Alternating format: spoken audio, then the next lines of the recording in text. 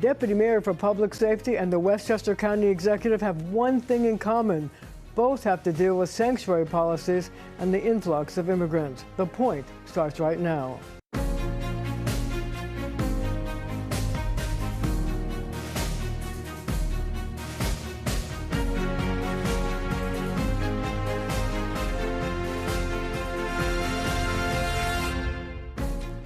Kaz Daughtry is the Deputy Mayor for Public Safety, and thank you for joining me. I'd like to start out by talking about immigration because it's a big issue in New York City, and you are the point man for the administration with Tom Honan. But there's an interesting poll that came out that seems that the public resistance to cooperating with immigration agents has changed. In fact, it's now like 43% who don't think it's a good idea, and 41% who thinks it's a good idea. That's a huge swing from like 2 months ago. Why do you think that the public is changing and thinking that maybe we should cooperate with ICE agents to deport people who don't belong here? Well, I can't speak on why the public is changing. I can tell you what I'm doing in this role as a Deputy Mayor for Public Safety. I can tell you what people told me in the street. When it comes to working with the feds in regards to immigration, we only deal with criminal enforcement, Marcia. That's it. And the feds know, and I'm the point of contact, like you said, and they know we cannot get involved in civil immigration matters. Criminal matters, we are all in. For example, Tren de Aragua, over 27 people were just indicted a couple of weeks ago, where the border czar, Tom Homan, came down and we did a press conference with the mayor, the police commissioner, over 100 guns, Marcia, over 100 guns taken. And we are all in when it comes to criminal enforcement involving immigration, the people that are here, not legal. But we cannot get involved, like I said before, for civil immigration stuff. We can't do that. Hands off. They know it, we know it, and we don't try to skirt around it to see how we can work with them. But when you got, and people, I got criticized for that press conference. They criticized me. They criticized me on why am I working with the feds in regards to a case like this. These are people, bad people, bad people. They committed murders with the guns? Murders, robberies. They came here and they victimized New Yorkers. And there were women that were involved who were subjected to sexual harassment too in that case, as I believe. That is correct, and we could talk about the 18th Street case in a minute, but they criticized me for being a point and for helping to get this transnational gang, which the president has determined that they are a terrorist organization.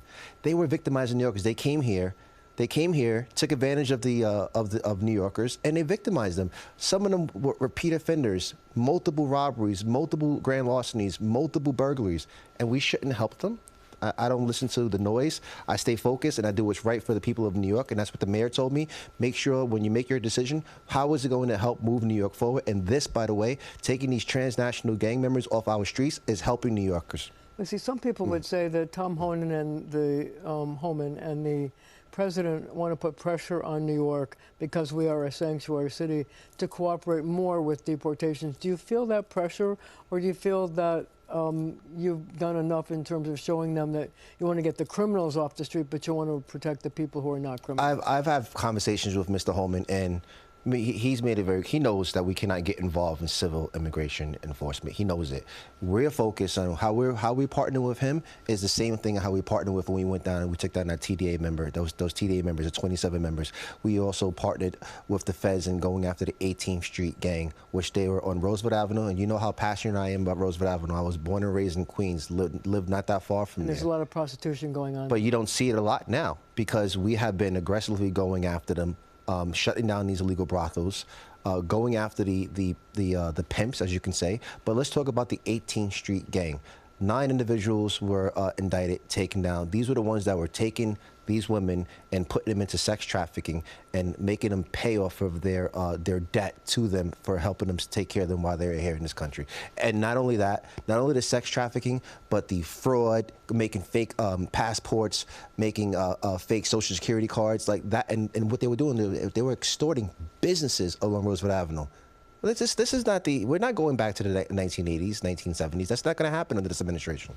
See, I think that the reason why people are upset about what's been going on is that what's been going on in immigration court, when people just are going to court because they have court hearings that were regularly scheduled and they're being arrested by ICE agents. Yeah. And I wonder how you react to that, since you're the point man on all of this. So I don't get involved in, like I said before, the civil immigration stuff. Like, I don't get involved in that. Like, if it's criminal, Kaz Daughtry is your man. I'm going to, use whatever resources that we have here in the city to help go after criminal migrants that are committing crimes here in New York City. As far as the civil deportation stuff, never had conversations with the feds about civil deportation. But there's been a number of high-profile cases recently where public officials, most recently in New York City, obviously the controller of the city of New York got arrested during the mayoral campaign, but also people are getting arrested in other places, in New Jersey and other places. I wonder how you feel when you see those people, I don't know, getting arrested or trying to get arrested. I don't know how you would look at it, when they're trying to help people in civil cases. And I'm not going to go about, like, I don't think my feelings are relevant in this. Like, for example, when it comes to, like, looking at the news and stuff, like, you should not get involved with, you shouldn't interfere with the federal authorities, whether you disagree or agree.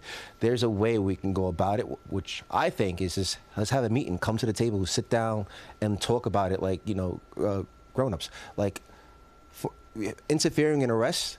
I was a police officer for 20 years. That's something they teach you in the academy on day 3 or 4. Where you don't, nobody can interfere with a lawful arrest. And I think that we should just come to the table and sit down and talk. But however, that's just me speaking. I'm speaking on behalf of the city. I'm speaking on behalf of Kaz Daughtry. As far as what's going on throughout New Jersey and New York, like I said before, I'm not focused on that. I'm focused on delivering for New Yorkers, making sure all of the public safety agencies are doing what they can to make sure we can continue to keep crime down in New York City. But some immigrants wonder whether they're safe at, like, going to churches and schools and using city services. Are they? Have you ever heard of a case where the feds, ICE, HSI going into one of our public schools? No. Have you ever heard of an incident where the feds or ICE going into a house of worship? No. And this is why it's important to have a seat at the table to see what's on the menu and to be on the menu. And that's what the open dialogue between this administration and the federal authorities is all about. And that's why you think it's been important for you to deal with Tom Homan. And also, I know you played golf with President Trump, so you were able to make your case to him. We had, and conversations on the golf course will remain private. I didn't play golf. Actually, everybody keeps saying we were playing golf. I was just there, going from hole to hole with the president. But I can tell you this. I will share this piece of information with you. The president is all about public safety. New York is a very special place to him. We have a connection. He was born in Queens. I was born in Queens. And he wants the best stuff to happen for New York City. I want to talk to you about the new technology that you brought to the police department. I was at a demonstration where you were showing how you have new technology for lifeguards being able to use drones to help people who are actually in problems, either drowning or caught in a riptide. But you're doing more than that. Maybe you could tell me about it. We only have about a minute left in the section. Okay. Yes, that is true. Initially, how I came with the concept was once you use the drones to drop those donuts that you see on the side of, like, on the lifeguard stands, to drop them into the water. Did some research, found out they were using, another country was using, it was called a rest tube. Contacted the company, they sent us up a couple of demos, and then we started by testing them out and just dropping them. As soon as that rest tube makes contact with water, it immediately opens up into a flotation device. It was pretty impressive. Genius, yes.